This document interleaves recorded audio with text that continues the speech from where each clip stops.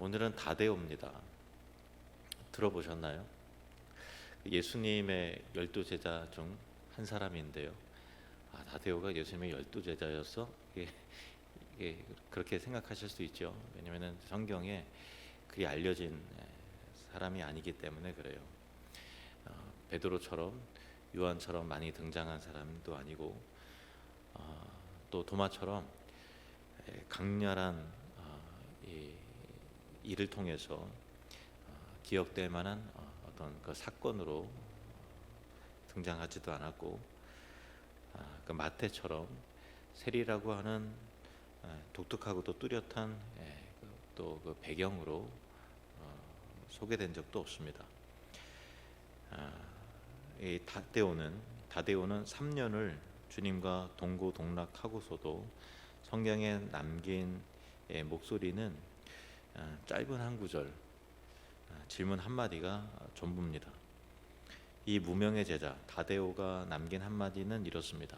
다데오가 예수님께 물었습니다. 주여, 어찌하여 세상에는 나타내지 아니하시나이까? 주여, 어찌하여 세상에게는 나타내지 아니하시나이까? 이것이 다데오에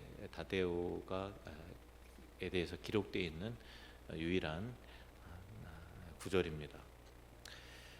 이 질문의 의미는 왜 온 세상이 다 볼 수 있게 자기 자신을 그렇게 영광스럽게 드러내지 않으십니까?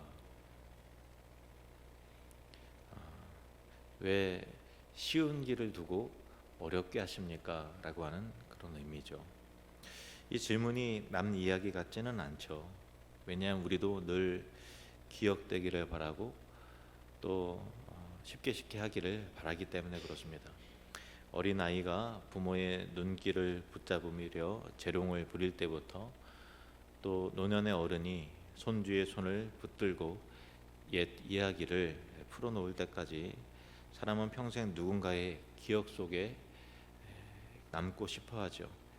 잊히는 것만큼, 기억되지 않는 것만큼 서러운 일이 없고 지워지는 것만큼 두려운 일은 없습니다. 원래 이 갈망은 우리를 창조하신 하나님 앞에서 채워지도록 되어 있었습니다. 죄가 들어온 뒤로 그 방향이 어긋나서 사람이 아니라 하나님이 아니라 사람에게서 기억되고 사람의 시선을 향해 목마르게 되어버린 것이죠. 오늘 우리 시대에 들어와서 이 왜곡은 더 뚜렷해졌죠. 나의 존재 가치가 어느새 타인의 시선, 타인의 인정에 의해서 매겨집니다. 내가 남긴 흔적에 누군가가 반응을 보여줄 때 비로소 내 삶이 의미가 있고 또 가치 있다고 느끼는 것이죠. 그래서 남들이 알아주지 않고 남들이 시선이 닿지 않는 곳에서의 수고는 왠지 헛수고 같고, 또 아무도 알아주지 않는 헌신은 손해를 보는 것만 같은 억울함이 그 마음 밑바닥에 있는 것입니다. 교회를 섬기는 자리에서도 마찬가지죠. 묵묵히 일상을 살아내고 성실히 헌신하면서도 다른 건 다 좋은데 이것은 좀 아쉽다라고 하는 그런 부분으로 하나님 앞에 이렇게 물을 수 있죠. 하나님, 왜 내 기도는 아무도 몰라주는 것입니까? 왜 저의 이 헌신은 늘 가려져 있고 남들처럼 눈에 띄게 쓰임받지 못하는 것일까요? 왜 하나님은 세상 사람들이 다 볼 수 있도록 단번에 문제들을 속 시원하게 해결해 주시지 않는 것입니까? 이런 질문을 할 수 있죠. 2000년 전에 우리와 똑같은 답답함을 안고 예수님께 정직하게 자기가 품은 의문에 대해서 질문한 사람이 바로 다데오입니다. 무대 뒤에 조용히 서 있던 이 제자의 질문을 우리가 추적해 보면서 오늘 우리는 하나님께서 우리 삶에 찾아오시는 방식을 만나보려고 합니다. 다데오는 이름부터 왠지 복잡하고 쓸쓸한 사람이에요. 마태복음과 마가복음은 그를 다데오라고 부릅니다. 그런데 누가복음과 사도행전은 똑같은 인물을 야고보의 아들 유다라고 적습니다. 그리고 일부 오래된 성경의 사본은 그를 렛베오라고도 부릅니다.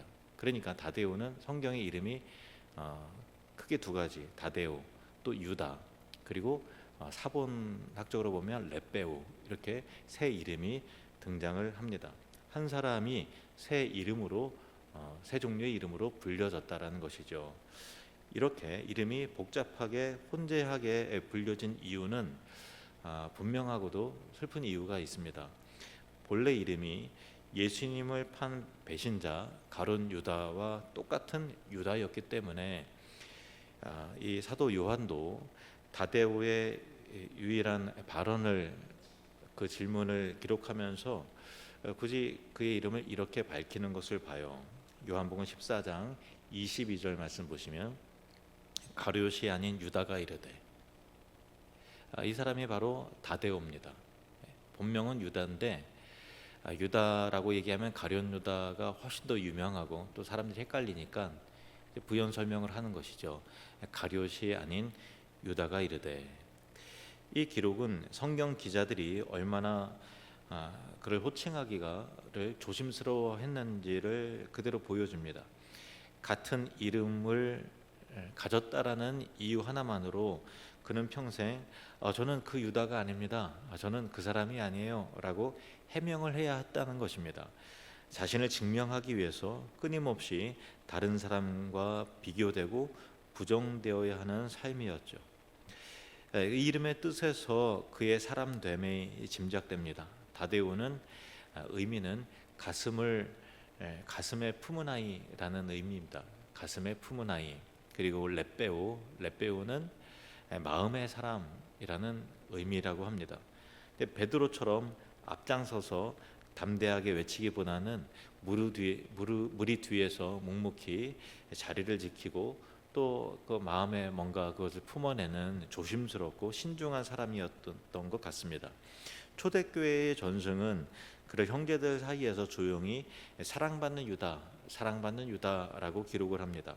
앞에 나서지 않으면서도 형제들에게 다른 제자들에게 사랑받았던 존재였던 것이죠. 성경은 그가 3년 동안 무슨 일을 행했는지 전혀 기록하지 않아요. 우리가 아는 것은 오직 그가 12명의 제자 중에 한 사람이었다는 사실, 그리고 단 한마디의 예수님과의 대화 기록 속에서 한마디의 질문만을 남겼다는 것뿐이죠. 3년을 주님과 함께 동행하고 동고동락하고서도 성경에 남긴 목소리가 고작 한 문장입니다. 이름은 배신자 유다와 헷갈려 늘 상처를 받았습니다. 헌신은 기록되지 않았습니다. 그래도 그는 철저히 무명의 자리에서 도망치지 않았고 끝까지 주님의 곁을 지켰던 사람입니다.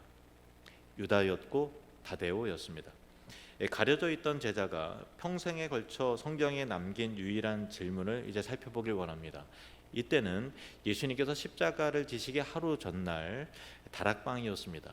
예수님은 세상을 떠날 것을 말씀하시면서 나를 사랑하는 자에게는 나를 나타낼 것이라 라고 약속을 하십니다. 이 다락방 담화 중에서 제일 먼저 도마가 궁금해서 예수님께 물어보는 거예요. 요한복음 14장 5절 말씀. 도마가 이르되 주여, 주께서 어디로 가시는지 우리가 알지 못하거늘 그 길을 어찌 알겠사옵나이까. 어디로 가시는지 우리는 어떻게 압니까? 또 이어서 제자 빌립이 또 예수님께 묻습니다. 8절 말씀. 빌립이 이르되 주여, 아버지를 우리에게 보여주옵소서. 그리하면 족하겠나이다.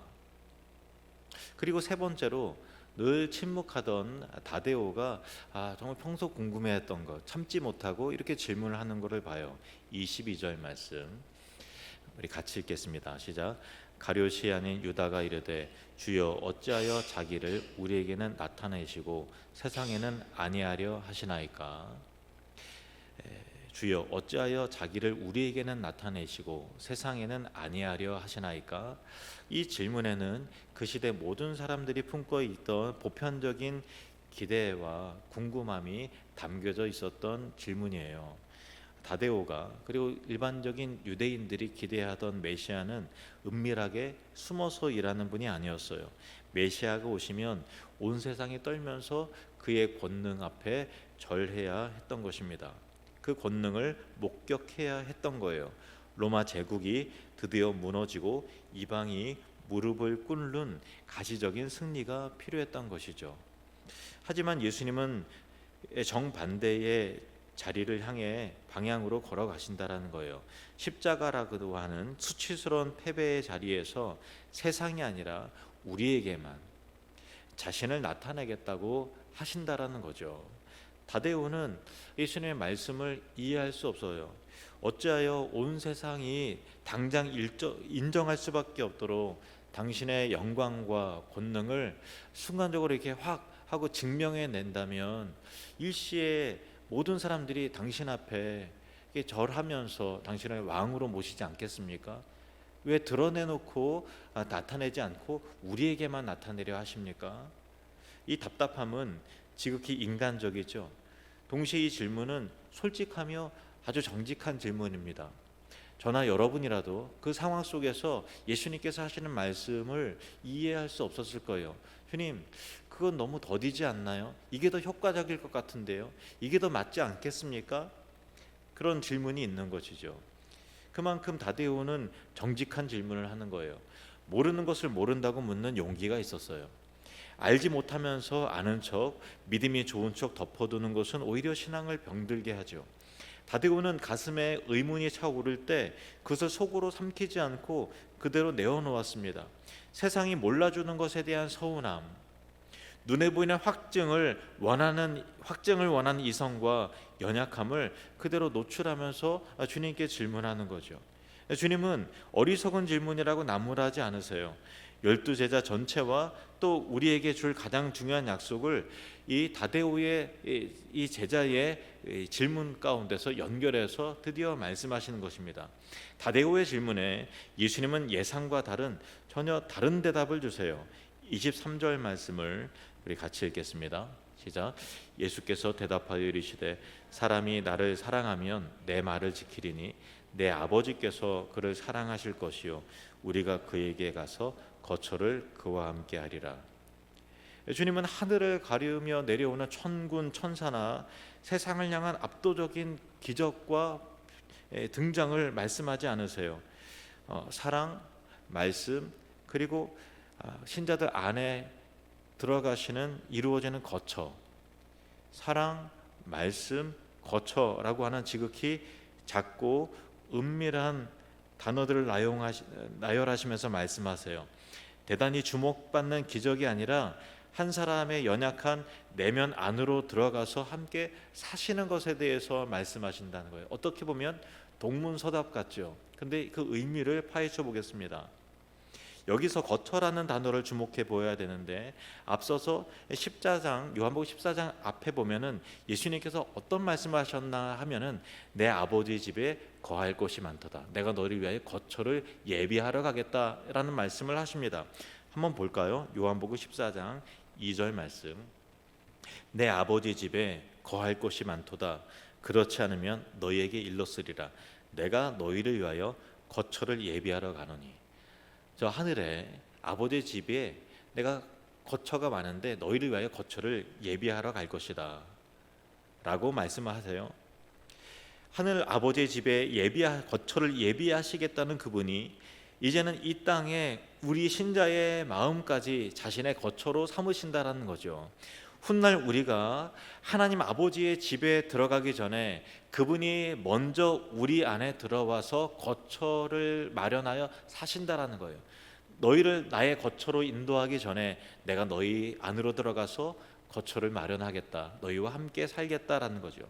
종말에 온전히 이루어질 주님과의 예수님과의 동거가 하나님과의 완전한 하나됨이 지금 이 자리에서 이미 시작된다라는 거죠. 창조주께서 피조물인 나의 영혼과 마음을 나의 몸을 성전 삼으시겠다라고 하는 약속인 것입니다. 이 약속은 잠시 머물다 가시겠다라는 뜻이 아니라 내 마음의 밝은 자리뿐만 아니라 아무에게도 들키고 싶지 않은 어둡고 은밀한 자리까지도 내가 너와 함께 하겠다라는 거예요. 일상의 반복 속에서 함께 울고 함께 웃고 함께 살아가겠다라는 거죠. 다데오가 상상도 못한, 아니 우리가 상상하지도 못한 세상을 뒤흔드는 놀라운 승리보다 훨씬 더 깊은 사랑의 방식으로 나의 나됨을 나타내겠다라는 예수님의 말씀인 거예요. 그런데 왜 세상은 예수님을 보지 못할까요? 24절 말씀에 나를 사랑하지 아니하는 자는 내 말을 지키지 아니하나니, 시력이 나빠서가 아니라 처음부터 주님을 사랑하지 않기 때문에 보지 못한다라는 거죠. 이 사랑은 우리가 시작한 사랑이 아니에요. 요한일서 4장 19절 말씀 같이 읽겠습니다. 시작. 우리가 사랑함은 그가 먼저 우리를 사랑하셨습니다. 크고 대단하고 놀랍고 화려한 방식으로 주목을 끌겠다는 것이 아니라 가장 은밀한 방식으로 내가 너희를 사랑하고 너희 안에 들어가서 너희 안에 거처를 마련하겠다는 방식으로 나를 드러내겠다라고 말씀하신다라는 거예요. 사랑하는 자에게, 그리고 사랑받는 자에게. 하나님이 먼저 부어주신 사랑을 은혜로 받아들인 자에게 그리스도는 자신을 내밀하게 열어 보이신다라는 거예요. 십자가를 보십시오. 세상은 그곳에서 예수님을 알지 못하니까 패배한 죄수만을 바라봅니다. 그러나 은혜로 눈이 열려서 주님을 사랑하게 된 자는 인류를 살리는 하나님의 아들을 보게 되는 것이죠. 같은 십자가에 달린 예수를 보고 정반대의 것을 보고 해석한다라는 것입니다. 복음은 사랑 없는 세상에게는 감춰져 있고 은혜로 사랑받는 자에게 열리는 것입니다. 성경은 다데오의 이야기를 이 한 장면에서 멈추고, 이 한 구절에도 멈추고 더 이상 기록하지 않습니다. 그런데 초대교회의 전승은 이 조용했던 이 다데오, 이 제자의 발걸음이 어떻게 이어지는가를 그 전승은 들려줍니다. 다데오는 훗날에 지금의 중동 아라비아 지역, 이란과 또 이라크, 그리고 튀르키예 그 지역, 시리아와 아라비아, 페르시아는 이란입니다. 그리고 아르메니아는 지금의 튀르키예 남쪽 지역을 말하는 것입니다. 거기까지 복음을 들고 갔다고 합니다. 아르메니아 교회는 지금도 자신들의 뿌리를 이 무명의 사도, 이 조용했던 사도 다데오에게로 돌립니다. 자신들의 믿음의 뿌리는 다데오에게 있다라고 그렇게 고백을 한다는 거예요. 다데오가 그들에게 나아가서 복음을 전했던 그 후에 250여 년이 지난 서기 301년에 아르메니아는 세계 역사상 최초로 기독교를 국교로 받아들인 나라가 됐습니다. 로마 제국이 기독교를 국교로 공인한 것보다 10여 년 앞서서 아르메니아가 제일 처음에 기독교가 우리의 국교다라고 선포한 나라가 아르메니아였습니다. 그 열매를 다데오 한 사람의 공로로 돌릴 수는 없겠죠. 그가 뿌린 씨앗 위에 이름 없는 수많은 성도들의 눈물과 순귀의 피가 얹혀 있을 겁니다. 그러나 그 첫 씨앗을 중동의 사막 가운데 심은 사람이 성경에 한마디만 남긴 이 무명의 제자였다라는 것, 또 다른 유다였던 다데오였다는 사실이 참 놀랍습니다. 세상은 그의 이름을 몰랐습니다. 성경조차 그의 목소리를 한 문장밖에 남기지 않았습니다. 그의 헌신도 기록하지 않았습니다. 신자들인 우리도 다데오 하면 다데오가 누구지? 유다 하면 가룟 유다라고 하는 것밖에 우리는 모릅니다. 우리도 다데오를 귀히 여기지 않았죠. 하지만 하나님은 세상의 박수갈채가 닿지 않는 다데오의 자리에 영원한 거처를 정하셨습니다.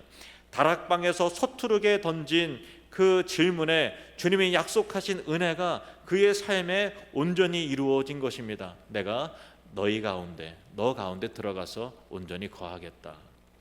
오늘 이 시대를 살아가는 우리를 향한 위로가 여기에 있는지도 모릅니다. 무대 중심에 서지 못해도, 우리가 주인공 대접받지 못해도, 우리가 유명한 자가 되지 못해도, 나의 수고와 헌신이 기록되지 않아서 억울한 마음이 들어도, 창조주 하나님께서 내 영혼과 마음을 거처로 삼으신다면 우리는 결코 텅 빈 인생이 아닐 것입니다. 남들의 시선에 눈에 띄지 않아도 가장 완전하신 분이 내 삶을 덮고 동행하신다라는 거죠. 세상이 몰라준 다데오 한 사람의 마음에 예수 그리스도께서 거처를 정하시자 그의 조용한 걸음이 마침내 한 나라를, 중동 지역을 그리스도 앞에 세우는 첫 씨앗이 되었다라는 것입니다. 이 세상 사람 날 몰라줘도 우리 마음에 예수님이 거하신다면 오늘 우리의 자리에도 하나님은 그분의 그때에 그분의 계획에 맞게 영광스러운 일을 이루신다라는 것입니다.